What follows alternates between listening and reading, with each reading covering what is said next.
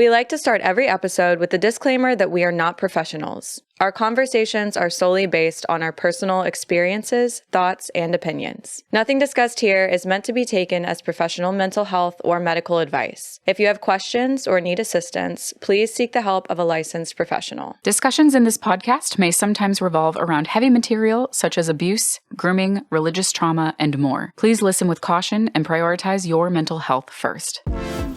Welcome to Trauma Bondage, The podcast where we talk about trauma, kinks, and non-traditional lifestyles and relationships from a queer lens. We're your hosts, Brigitte and Beth. Welcome back to Trauma Bondage. Today we are joined with our lovely guest and bestie, Madison Truscan. Hi, Madison. Hi, thank you for having me. We've only been waiting for this moment for, what? A year. Forever. Yeah, we've been talking about having Madison on, like, literally basically since we met. We were like, Eternity. you have to come on the podcast. She's not here at gunpoint, but, you know. She is. She is. I slowly hinted at it for a long time. I was like, you should have me as a guest. You should do I that. really want to be a guest. And then finally they were like, okay, you should come on the show. And I was like, oh, thank God. Yeah, we Well, just had to wait for season 2. With Yes. that, will you please introduce yourself? Tell us a little bit about you, your pronouns, all of the good stuff. Yes. For the people. Absolutely. So The people of the pod. The people. the people of the pod, for the audience listening at home, my name is Madison Truscan. I am 24 years old, and I'm originally from Seattle, Washington, but I moved to Dallas 3 years ago. My pronouns are she, her, and I am a concert photographer, a creative director of a magazine, and a podcast host, both for the magazine and independently.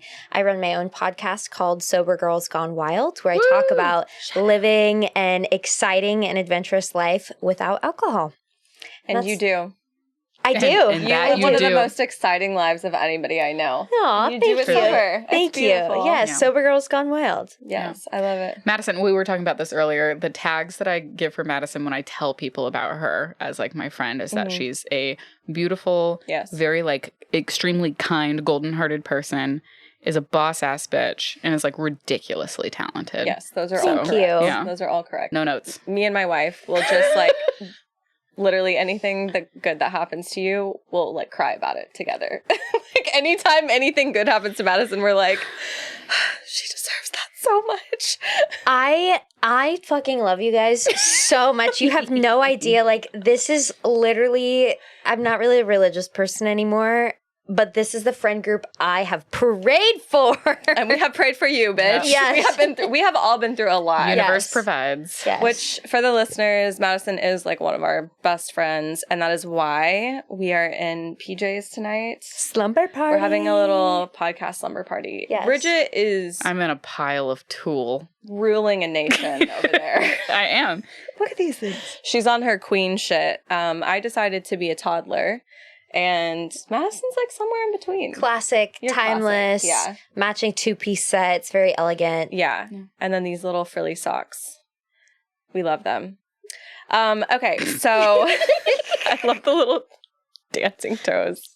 Do you have socks on? No. Well, The it's not socks like I can wore see your did feet not anyways. match at all. Yeah. That's Yeah, fair. I live in I'm this gonna now. leave you to your throne. This is over my there. home. Yes.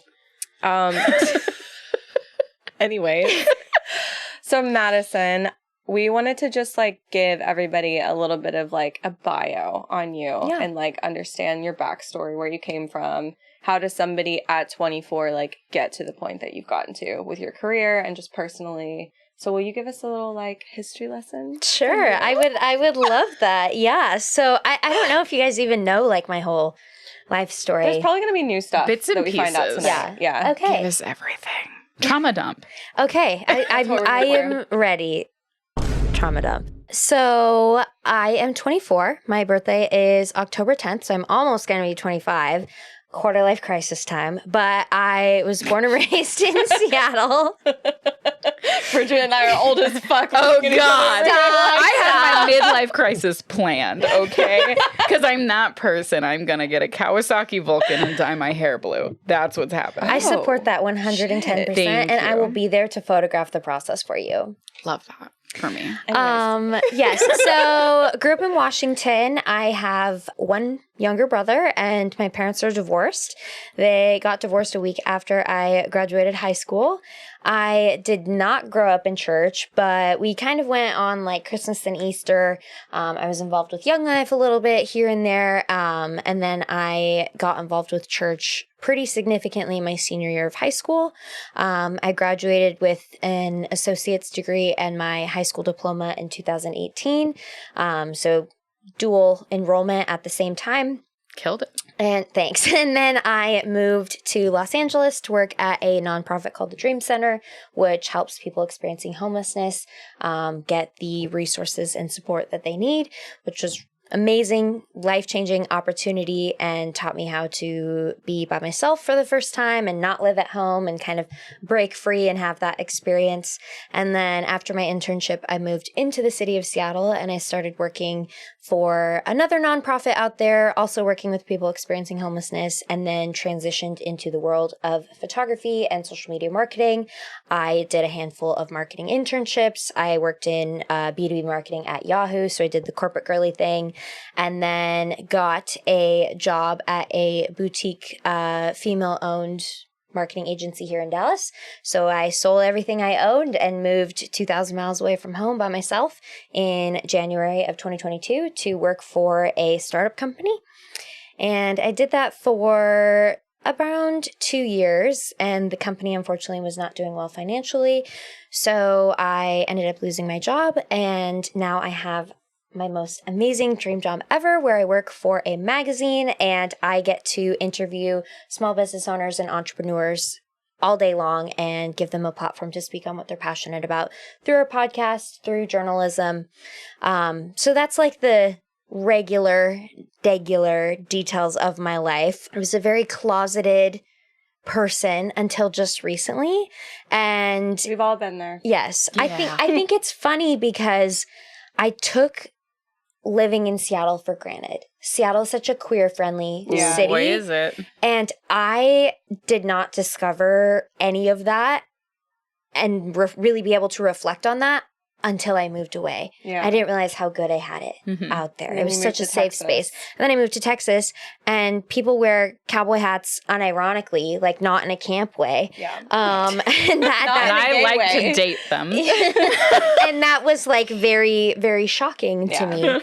And after moving here, I started to realize that maybe the thoughts and feelings I was having towards women were not normal. And it wasn't normal to just be in love with all your friends and to be obsessed with if you're straight, no. If you're gay, yes. Yeah. And so then it took me being here to start pursuing that. And so I'm still the baby gay of the group. Dated a lot of men and a handful of women, and yeah, that's where I'm at. So the journey begins and So all the of that. journey begins. And she still can't drive.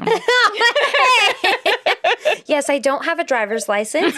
So being from Seattle, you actually don't need to drive if you live in the city. That's fair. It's kind of like New York. Like they have really good public transportation. Everything's and walkable. I love my parents, don't get me wrong. They're wonderful people. But when I was 16, they said, Madison, we're not going to teach you to drive. We're not going to pay for driver's ed. We're not going to help you buy a car. Can't use our car. Figure it out. What? For yourself. Okay. And I was like, I literally work 8 hours a week at the mall. It's going to take me 10 years to buy a car. Yeah. So I said, well, I'll just take the school bus and walk, between the college campus and the high school campus. And then when I was 18, I finally saved up enough money to pay for driver's ed, which is very expensive in Seattle, by the way. It's not expensive like everywhere. Included in, like some people say it's included in their high school. I don't know. That was like not a thing for me. Me neither. So I paid for it, got scared of parallel parking, was like, you know what? I'm just going to take the bus everywhere. And now here I am. What is that? 6 years since driver's ed? Yeah, 7 years since driver's ed, and still don't drive.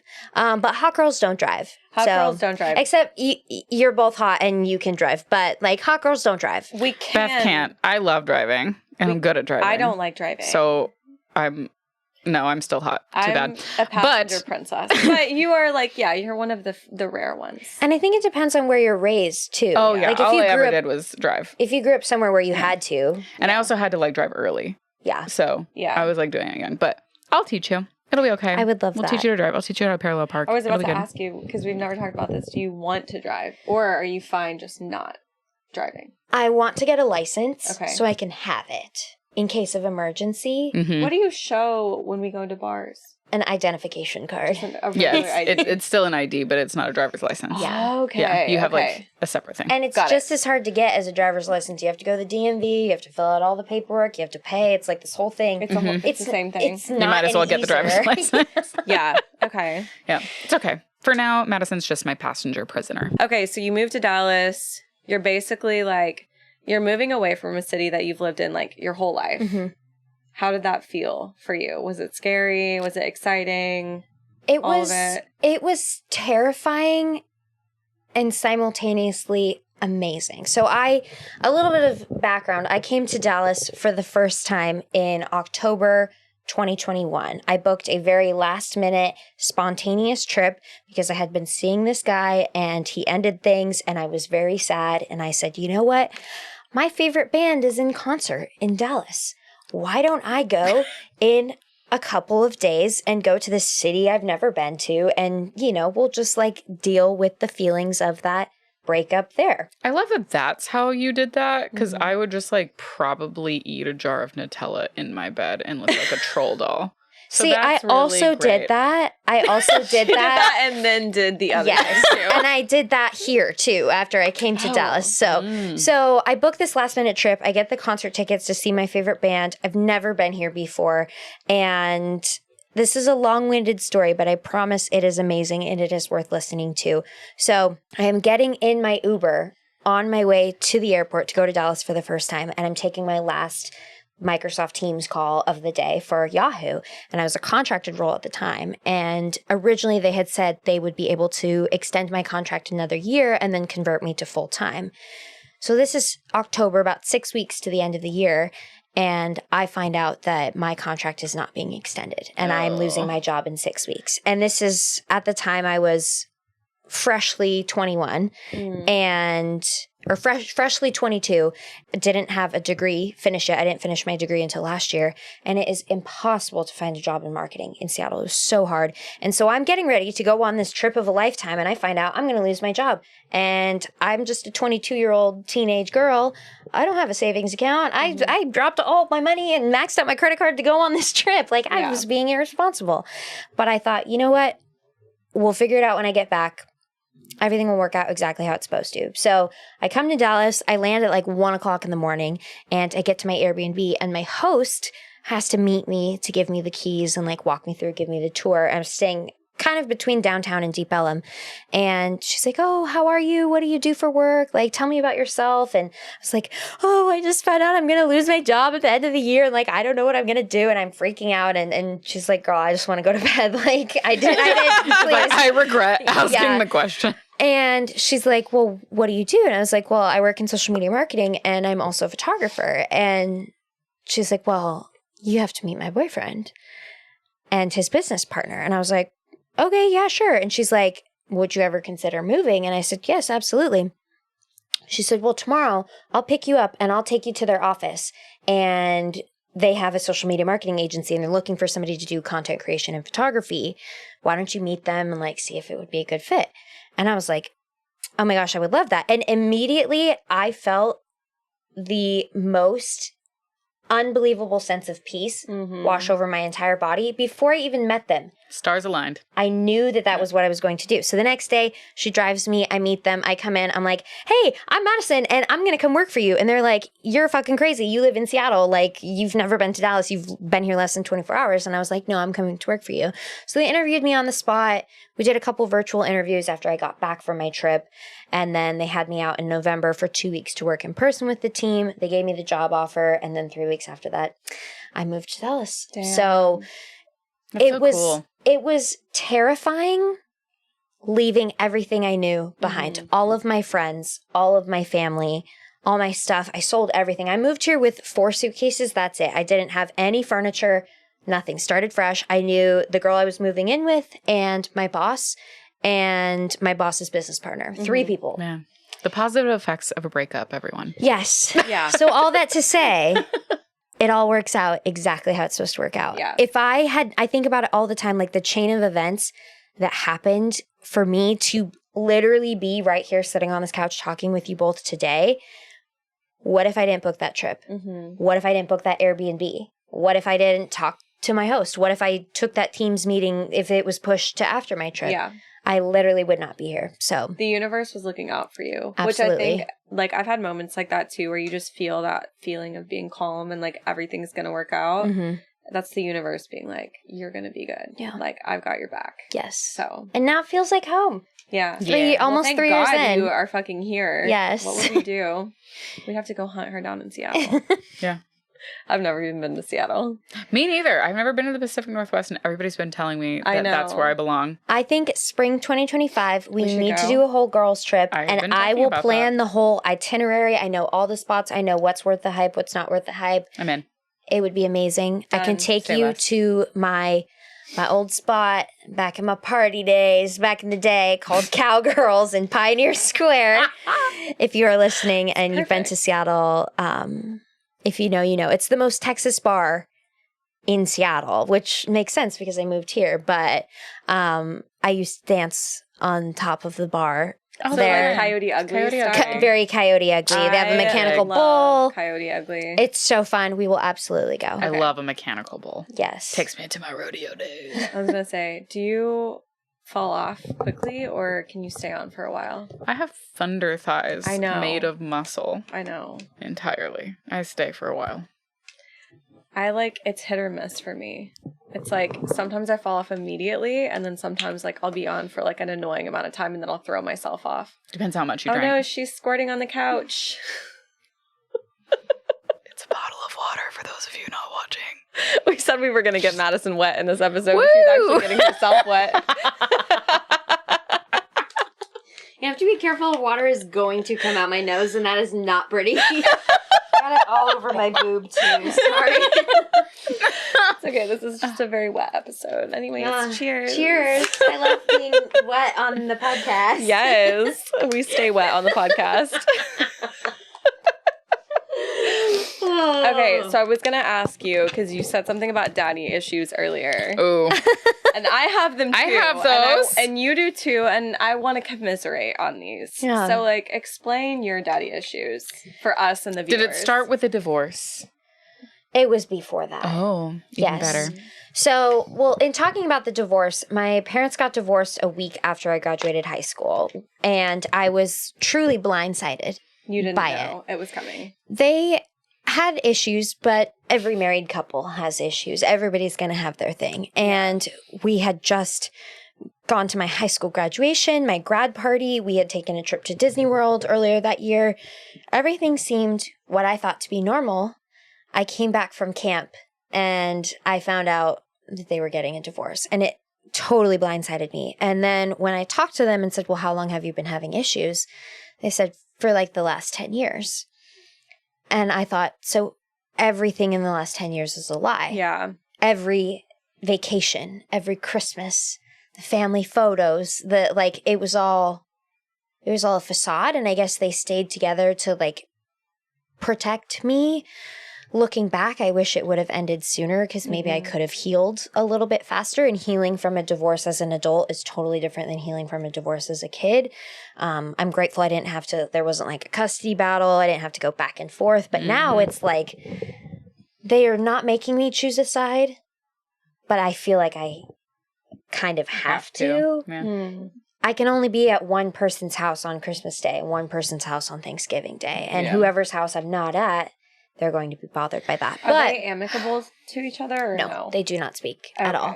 Okay. See, that's what gets me though. Is that even if you're an adult, they're still your parents. They have to co-parent. Yeah. That means sacrifice. Mm-hmm. But back on the daddy issues thing, a lot of that has to do with my appearance and my creativity. So if you are not watching the video and you're just listening, I am a heavily tattooed woman and lots of piercings, very eclectic, very eccentric.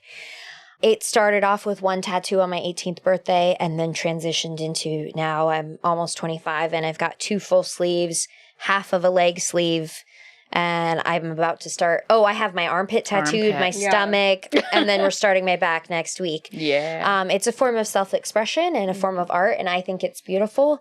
But having my family blatantly tell me to my face, you are a disappointment because of your appearance. And when are you going to get a real job?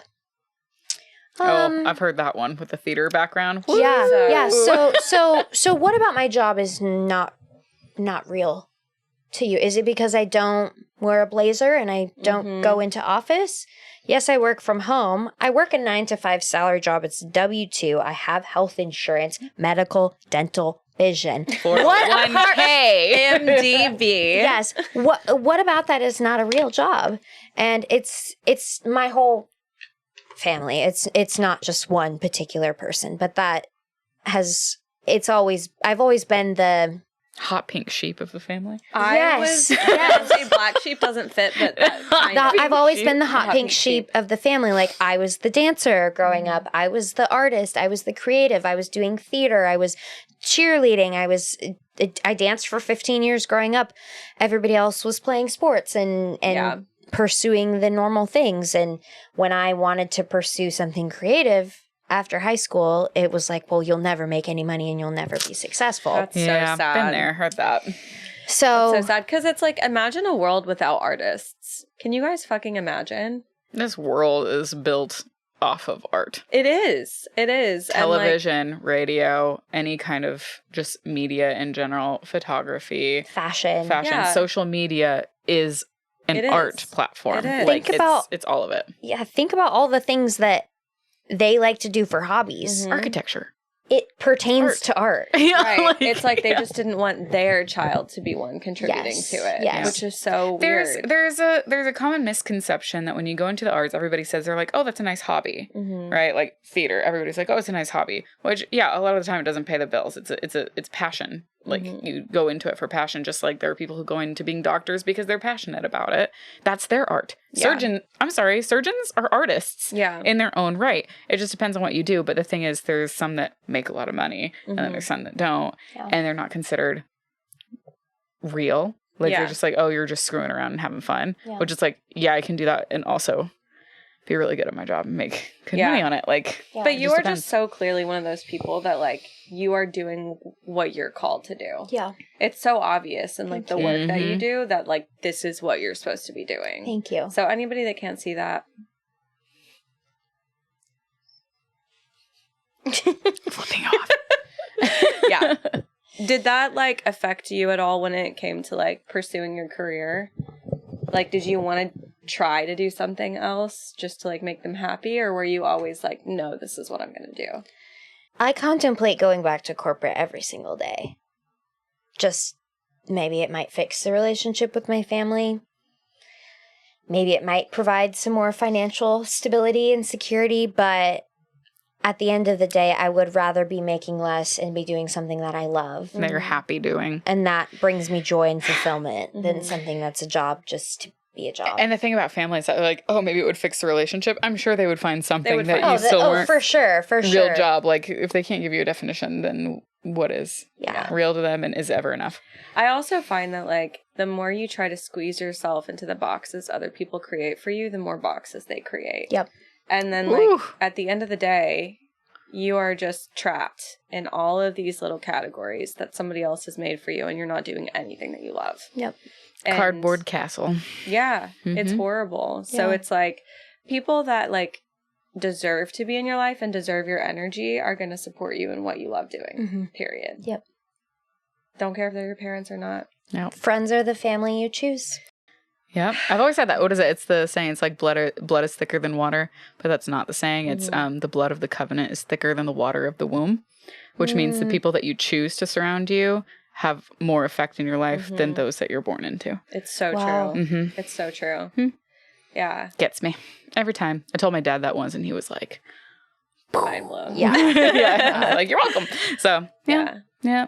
So how do you, like, interact with them now? Like, I mean, I know that we've talked about a little bit. Yeah. But it's getting better. Okay. As the years progress and they realize, actually, I'm making a name for myself and I'm very successful and I've built this brand and this lifestyle and I'm living by myself and, not relying on them or needing them. I never did. But it's a little bit better now, still surface level. I would love to be able to have deep, meaningful conversations with them and talk to them about their lives and learn more about them. But it's very just like, I don't know much about you and you don't really know much about me. And we just kind of keep our peace. That's sad. How has that relationship like bled into like your queerness, especially since that's been more of a thing? Yeah, Dad, if you're listening, I'm super gay. That's one way to come out. Add it to the list. Yes. Yeah. So here's my background. So I was always confused. And then I still am sometimes. I was going to say, fine. We're just over here nodding silently. Yes. And then I discovered I was bisexual and that I was attracted to men and women. And I was dating a man who wanted to be in a open relationship. And I was interested in it being a polyamorous relationship where there was emotions attached to that, and he was more so interested in pursuing an ethically non-monogamous where it was purely casual. So we were kind of doing both. He was pursuing ethical non-monogamy and I was pursuing polyamory. Yeah. I was gonna what were you about to say? I was gonna say polygamy. Religious trauma. Yes, there it is. Yes. And that was the first time I had ever been in a relationship like that. And it was beautiful because it allowed me to explore dating women and to really try that for the first time and to give me the confidence and the safety to do so. I don't think he fully understood what those terms meant and the boundaries surrounding that and did not. There's a way to do ethical non-monogamy and to do polyamory safely and wonderfully in a way that works for the individuals. That was not our case. Yeah. It works wonderfully for both of you, and that's amazing, but it's a relationship is a two-way street. Oh boy. You have to communicate. Yes. The communication is everything. And it can't just be... And understanding and mutual respect. Yes. It can't just be, we're doing this because he just wants to, hook up all the time. I'm like, no, you can't. Yeah. There's more to it. You can't just be doing that purely just to hook up. You need to have a conversation with this person. They need to know about me. They need to consent to the fact that you are in a relationship, in a loving relationship, right, in an emotional relationship with another woman. You have to have that conversation. And he wasn't always having that conversation. Oh. That takes the autonomy from some else. Yes. Right. Because I mean, there are some people that would not want They'd be like, ooh, I don't want to be part of that. Actively in a relationship. And I'm sure we'll dive more into that later, but there was a few situations where the woman was unaware and then she found out later. Or she found out through social media because of seeing photos I had tagged him in, for his birthday or whatnot. And then she's reaching out to me saying, I'm so sorry your boyfriend cheated on you. And I'm like, oh, he didn't cheat on me. I knew about you. You didn't know about me. Oh, that's so awkward. And that was very, very messy. And that puts it on you. Yes. To have and to do that's the so unfair to you. Yes. And I'm like, how do I respond? Do I be like, oh, this is his fault. He was supposed to tell you, or I'm so sorry, or fuck everything. I'm a girl's girl. Let me take you out. What do you do? I don't know. We should go on a date. Yes. I got off on such a tangent. What was your original question? We were asking about how queerness affected your family dynamic. Oh, yeah. So all that to say, bisexual in an open relationship. When I was in the open relationship, I came out to my mom and I got back into therapy to learn how to come out because that was something that terrified me. Good for you. I have an amazing therapist. Literally, he is phenomenal and has absolutely changed my life. And it was my first time having a therapist that works with queer people. And when I was looking for a therapist, especially here in Texas, I wanted somebody who specialized in that. And I was not looking for somebody to preach at me or to try to convert me, which I'd had many times before. With therapists? Yeah. There are a lot of religious-based ones out there, too, that, like, you maybe don't know are religious-based, and that is, like, part of their MO, is, like, if you're having queer thoughts to, like, bring conversion you back. therapy, basically. Essentially, but they, like, mask it with, like, a $75 copay and, like, some cute throw pillows on their pale blue couch. But, so... That was very specific. It's locked in. It's locked in. I remember it. So I had been meeting with my therapist once a week. We're working on this plan to come out to my mom because she was who I wanted to come out to first. I've always been closest to her. I was struggling with, do I write a letter? Do I tell her in person? I was getting ready to go home to Seattle. Did I save it? Till then, do I tell her over the phone, over FaceTime? Do I text her? Do I just not say anything and just post that I'm in an open relationship on social media and, like, hope for the best? We had been working through this plan, and I wasn't planning on coming out to her right then, but I got off my therapy call, and I said, you know what, I'm just going to do it. It's like 10:30 a.m. on a Tuesday morning. Like, I'm like, yeah, I'm just... You got the balls. You were like, I'm going to do it. So I text her and I'm like, hey, can you talk? And she's like, I'm at work, but I have a couple of minutes. And I was like, okay. So I called her and I could barely speak. And I said, I just want to let you know that I'm attracted to men and women. And she says, okay, cool. But, like, sure, that's awesome. How does that affect your relationship with your boyfriend? And then I was like, yeah, shit. Now I have to tell her about the open relationship. Polyamory and queer in one conversation. 2 for 1. Yeah. And I might as well knock it all out. so then I explained all of it, which I originally was not planning on explaining. Yeah. That side of it at that time. I wanted to just do one thing at a time. And of course, that's her first question. So I explained it.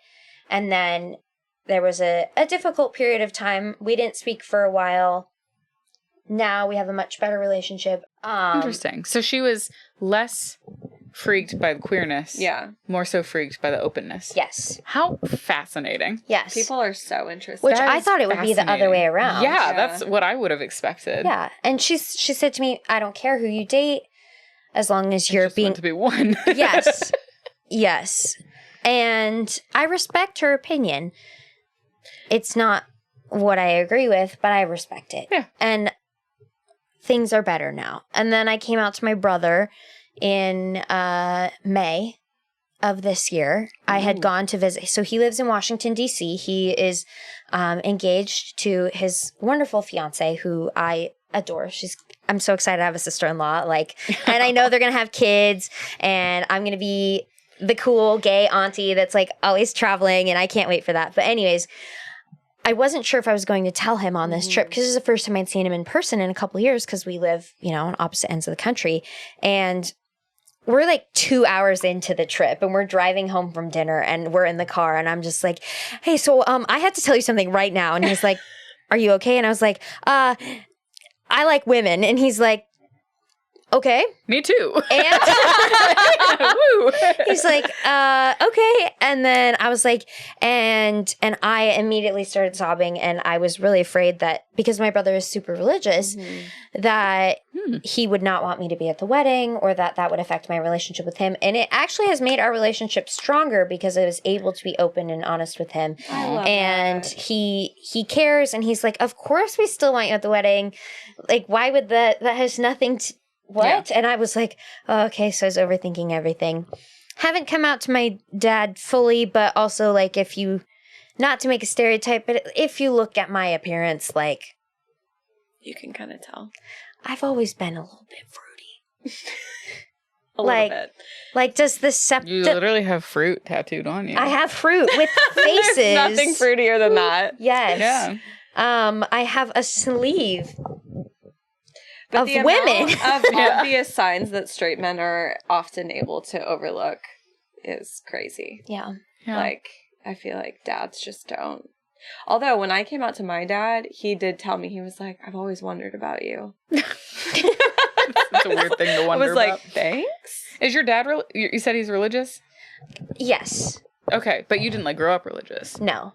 It was kind of a newer thing. My parents were both Catholic, but they did not practice that. And then I got involved with the church because my senior year of high school, my mental health got really bad and I needed some support and got involved with a youth group. Yeah. And that's actually what saved my life was church. And I would not be here having this conversation if it wasn't for the church. So I'm very grateful for them. But I'm a very spiritual person. Organized religion is just not really my jam anymore. See, I'm glad you had a good positive experience with the church because I think like we do. I mean, at the beginning, at the beginning it was good. In a period of your life when you needed it to take care of you, it took care of you. Yes, it did. And I think that's at least important to put out there because a lot of the time we talk about like our negative experiences with it, which of course everyone probably has that, but it's also nice to say like you can have a good environment too. Yes. It does exist. Yeah. It just depends on the people who are running the show. Yeah. Well, and also sometimes like even if something isn't inherently good, you can gain positive things from it. Yes. Doesn't mean that it's a good thing, but you can find a way to like use it for yourself to get through a moment that you're going through. Yep. Yeah. So that's what you did. Yep. Proud of you. Now you're here and thriving. Yep. Do you want to tell us a little bit about how you got into photography? Sure, yeah. So, I don't know if you guys even know this. I've heard bits and pieces, but I don't think I've like heard the dumb whole. Talented, y'all. Yeah, like, that's why I want to talk about it. So good. I'm like, how does someone discover that they're so good at something? Well, I wasn't good at it until just recently. I don't believe a damn word of that. I don't believe it at all. So I was a dancer for 15 years growing up. I got injured when I was 17. I have 2 slip discs in my lower spine. Oh. I was injured in ballet. It was a Thursday night. I remember it like it was yesterday. It was March of 2017. God, your memory. Yeah, it's like weird. Like I black out certain years, but then certain things I remember so vividly. Core memories. Yeah. Yep. God, I'm a dancer. A dancer dances. Is this a theater thing? Yes. Okay. I'm done. That's why I didn't know what it was. Yeah, I know. I know it's a theater thing when I don't know what it is. Yes. Yes. And when I start singing. Yeah, usually it's part of it. Yes, exactly. Okay, so it was March. It was a dark night. You slipped your discs. You slipped your discs. And the dancing stopped. So I was in ballet. We're standing at the bar. We're doing a move called a grand battement, which is a big kick. Big old kick. Your arm's up like this, and you're like all lifted, and your leg is like swooping down and up. And then my leg's like literally here, and my instructor's like, get your leg higher. Get your leg higher. Like, you need to, like, get your leg up. Like, you're better than that. I know you can do it. And he's, like, getting on me. And in my brain, I thought, well, maybe if I just, like, kind of hike everything up, I can, like, get my leg up a little. Yeah. Ouch. So I just kind of clenched everything to try and get my leg higher. And immediately I felt something shift in my back. And I will never forget knowing in that moment something was very, very wrong. Like, the impending doom just came in. I excused myself. I went to the bathroom. I could still walk totally fine, but I just was like, something is not right. And I continued dancing on it. Oh, God. For 3 weeks. And for a long time, it felt like nobody believed me. I wasn't at the age where I could take myself to the doctor, and going to the doctor was very expensive. And then when I finally went, it was like, oh, you should have stopped dancing a long time ago. So anyways, went through this long-winded recovery process. That is when my mental health started to get bad. And I needed a creative outlet because I was dancing 40 to 50 hours a week my entire life. That was all I knew. Yes, I had a few other things I did on the side, but that was it. That was my plan, was to dance professionally after high school. I wanted to perform with Disney. I was working with an audition coach. My plan was to move to LA or to New York, pursue the dance career. And then all of that was taken away from me. It was like part of your identity. It was. From you. Yeah. And I didn't want to work. I didn't want to go to school. I just wanted to dance, but I physically could not. So I picked up a camera and I was like, well, I gotta do something creative. I might as well like start taking photos. So I would take photos for family and friends, you know, their Christmas card photos, charge them like $20 to take their family photos, and just did it on the side. It was a fun hobby for me. And then when the pandemic hit and I was working from home, suddenly I had all this free time. And I thought, well, maybe I can make a business out of this. Yeah. So I went into my laundry room because that was where the best lighting was in my house. And I downloaded TikTok and I set my phone up on the little like windowsill in front of the washer and dryer. And I held my camera. It was like a $300 camera from Costco, like nothing fancy. And I just said, hi, my name is Madison and I'm a Seattle photographer and I want to photograph you, whether that is your family, your kiddos, your pets, your wedding, your small business, you name it, I am your gal, and here's where you can reach me. And I just introduced myself, didn't think anything of it. I think I put a fucking Pitbull song over the top. Like, it was so cringe. I don't even know if that video is still live.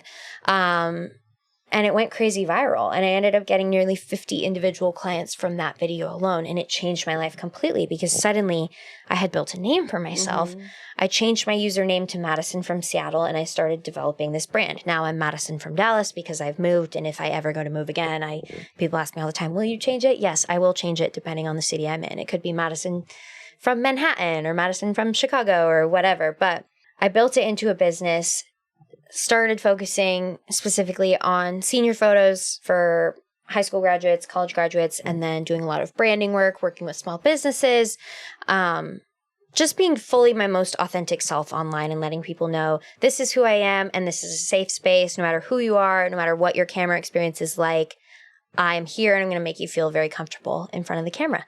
And then I built a business out of it. I had always wanted to work in the music industry, but during the pandemic, everything was closed in Seattle. Yeah. And then I moved to Dallas and it was like, whoa, that doesn't exist out here. Everything's open. And I was like, whoa, this is crazy. Like, musical theater was not open. I'll say that. Yes. But concerts were still happening. Yep. And I started reaching out to venues and DJs, artists, managers, like literally everybody, and just saying, hey, I'm brand new to this, but like, let me come and take photos at your show for free just to build my portfolio. Yeah. Well, nobody would take me seriously because I didn't have any music photos in my portfolio. You had no portfolio. I could show you these beautiful photos I took at a wedding or of somebody's dog or of the maternity shoot, but if you can't take photos in low light of fast moving subjects, why would they hire me? And it was really, really hard to get a photo pass, but I've talked about this on like literally every podcast I've ever been on. It's the coolest thing ever. So there's this amazing concert photographer. Her name is Digital's Meg on Instagram and TikTok. And she has toured with so many different artists. Tinashe, Mr. Wives, Charlotte Sands. She's worked with Harry Styles, Khalid, like all these really, really big names. And I've been following her on TikTok since the beginning. And she had posted a video saying that she was going to be in Texas this weekend. And so I commented on the video and I was like, what do I have to do to take you to coffee or to like pick your brain? And she's like, well, Madison from Dallas. The Dallas show is tonight in 2 hours. If you can get here, I will meet you in the lobby and I would love to chat with you. And I didn't really listen to that band at all. It's a Saturday night. It's like 7 p.m. And it was at House of Blues in Victory Park. I lived just up the street. I changed out of my pajamas. I got ready. I was like, I'm going to go buy a ticket at the box office and I'm going to go meet this photographer. And so I totally fangirled and I was like, oh my gosh, I'm so obsessed with you. Like, you're so talented. Like, I've been watching your content for forever. Like, give me all the tips, all the advice. And so we talked and she was so patient and answered all of my questions. And I got to watch her photograph the show, which was really special. That's so cool. What a nice human. Yes. Yeah. No gatekeeping. Share. There's plenty of room for everyone. Yes. I am forever grateful for her. Like, I literally would not be here without her. And after the show, she messaged me and she said, hey, would you like to come and see the tour bus? So I met her around back. She showed me the tour bus and she says, well, I have no idea how far Austin is from Dallas, but if you can get to Austin tomorrow, I will give you your first photo pass to a show. And I just said, yes, I will be there. I don't care if I have to walk. So as stated previously, I do not drive. So my ass took a Greyhound bus, 6 hours Jesus. I was gonna say, to Austin. And it was at Stubbs, which is a really awesome outdoor venue in Austin. And I photographed I photographed the show. The band was Mr. Wives, and they were opened. The opener was Lawrence, which was really, really fun, an amazing show. And then suddenly I had photos that could show I could take pictures of musicians. Finally. 4 days later, I get approved to photograph Jesse McCartney here in Dallas. And then my career just started spiraling, and I got connected with the magazine I work for currently, started doing some music stuff for them, a few other volunteer publications, started covering music festivals, and now here I am, like 2.5-ish years into concert photography, and... You photographed, tell them who you photographed. Like some of the big ones. The coolest fucking people ever. Taylor Swift. Yeah. Is probably the biggest name. Fletcher. We love. Chapel Roan 3 times. That's a big, she loves big Chapel Roan. for me. I love Chapel Roan. Kendrick Lamar was huge. Dua Lipa. I photographed Lainey maybe 5 or 6 times. Sabrina Carpenter. Future, that's another big one. Lil Yachty. So many, dozens and dozens of musicians. And I'm living out my dream. And it's beautiful work. And the thing is, there are some people who could say like, oh, the universe really looked out for you and got all these things aligned. You did that though. You reached out. You said, I'm going to come work for you. You put yourself out How there. do I get to you? I'm taking a fucking Greyhound bus all the way to Austin just for a freaking a press pass. Yeah. Essentially. That's what it takes. Like, it takes you were very drive. tenacious and driven. Yeah. And that's what it takes. You should be proud of yourself. I'm very proud of you. Thank you. We're proud of you. You're crushing it, man. Your mothers are proud of you. Thank you. Thank you, mommies. Okay. Well, we do have another part to get to. Part 2. Yes. But before we end this, it's time for Spicy Trauma. each week we like to wrap up with our spicy trauma. Tell us your spicy trauma. DM us or use the link in our bio to share your story. Okay. My spicy trauma. It's going to get spicy. This is a good one.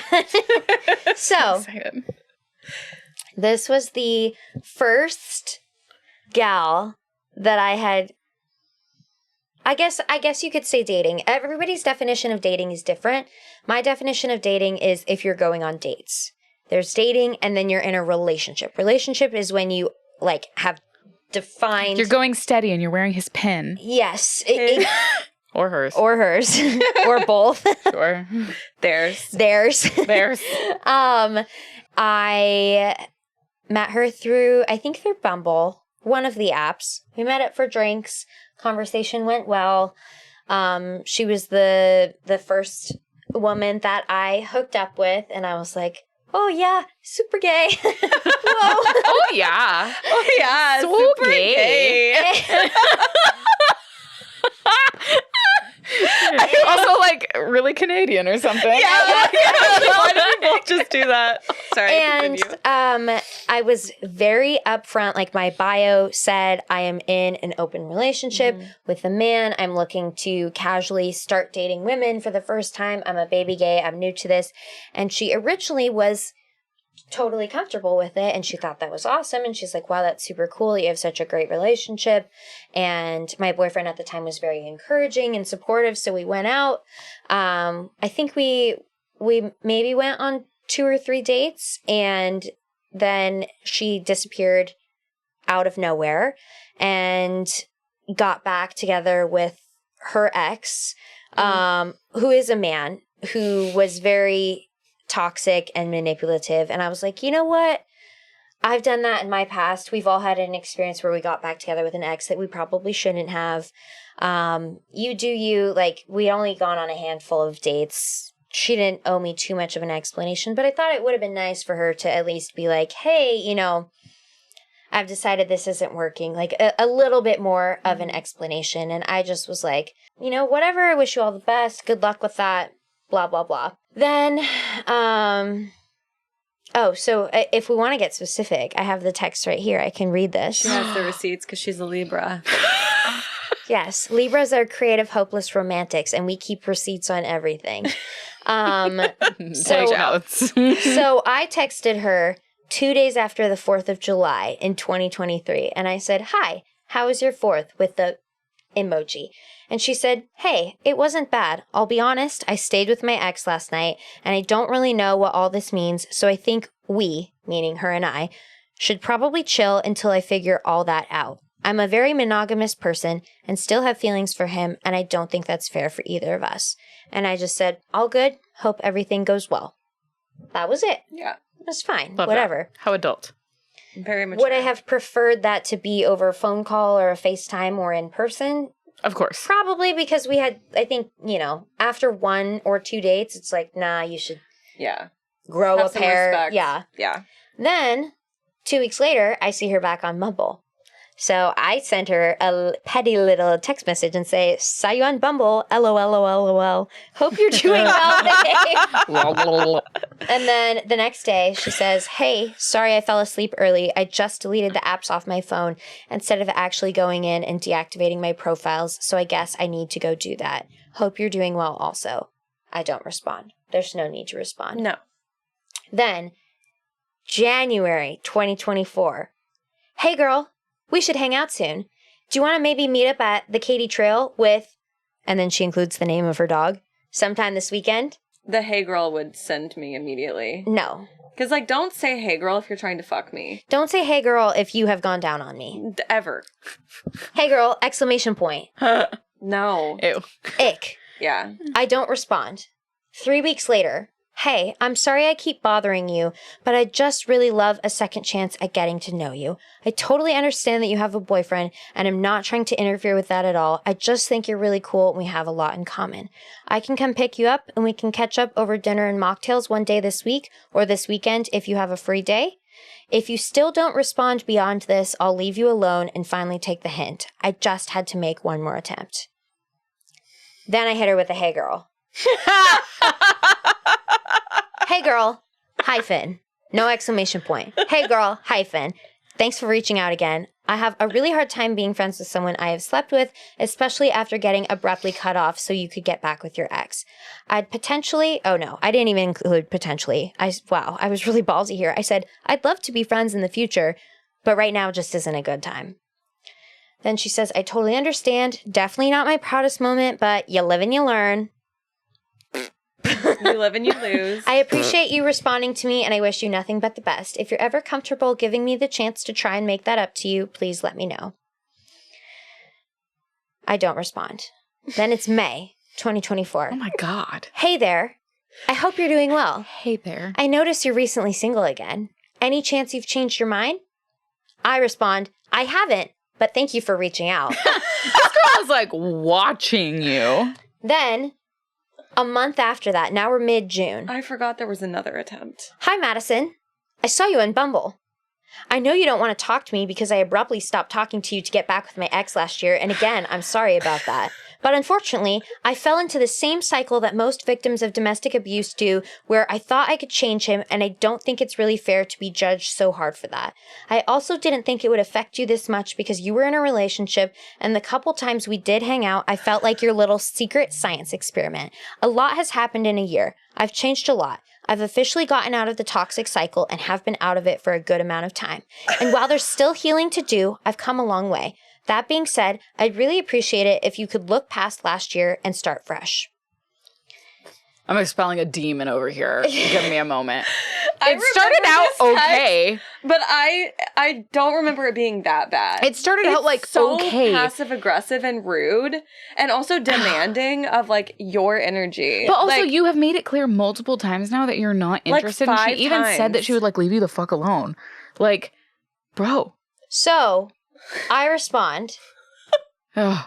hi, blank. I am sympathetic towards what you went through, and I am sorry you had to deal with that at all. You should feel proud for the self-work you've done and of your growth. I mean, I am a girl's girl at the end of the day. Like, kudos to you. You got out of Madison it. meant this, just so you'll know she's not being cunty. No. If I said this I would be being This cunty. is genuine. Yeah, you are being genuine. Yeah, I would say it to be petty as fuck. I said, You should feel proud for the self-work you've done and of your growth. I truly wish you the best and hope your next relationship is wonderful. As for you and I am not interested in pursuing anything with you or starting over. I have closed this chapter. I hope that you understand that while I respect your feelings, I also respect mine. You are allowed to feel exactly as you do, and so am I. I don't see a future with you, but I wish you all the best. Yeah, close the book. Did she respond? Nope. Okay. And we have not, that was mid-June, and we have not spoken since. That bitch better not reach out again. What month is it? September? I don't know. She's due for one. It's every 3 months. Like every 3 months. It's still September. So on today's episode of Trauma Bondage, there's spicy trauma with Madison Truscan. Thank you for the outro. I love you guys. Thanks for listening. We love you. If I haven't come out to you and you're listening, She gay. I'm gay. Surprise! I have seen her be gay. She's gay. We have all watched the gayness. With that, we've got more for you coming up in the next episode, so stay tuned for a little bit more of Madison. The next episode is going to be fun, and there's going to be a lot of tea that's spilled. I love tea. Give me all the tea. Piping hot tea over here. Spilling tea, not water on you. Spilling tea at the slumber party. Ooh. Yes. The slumber part. Ash Nico style. No? Anyways. Crickets. I'll just be over here with my puns. It's fine. We love the fuck out of you guys. Agreed. Go forth. Have a spicy, trauma-filled day. Yeah. Week. No trauma. Night. Spicy trauma only. A spicy Fun trauma things. only. Positive. Yes. Trauma that shapes you. Trauma that grows you. Yeah. Be good. Or don't. Be gay. We will. Or don't. Always. No. Always. Always stay be gay. gay. Be gay. Stay gay. Anyways, we love you. I love you See you guys. next week. Thank you for having Will not me. be good. Okay. Bye. If you liked today's episode, follow us on social media at Trauma Bondage Pod. Follow Beth at Modern Day Lilith and Brigitte at Your Fae Femme. If voyeurism is your kink, subscribe to our YouTube channel, Trauma Bondage Podcast. Production by Instrumental Media. Special thanks to D. Dumpy and Wolfstar for music.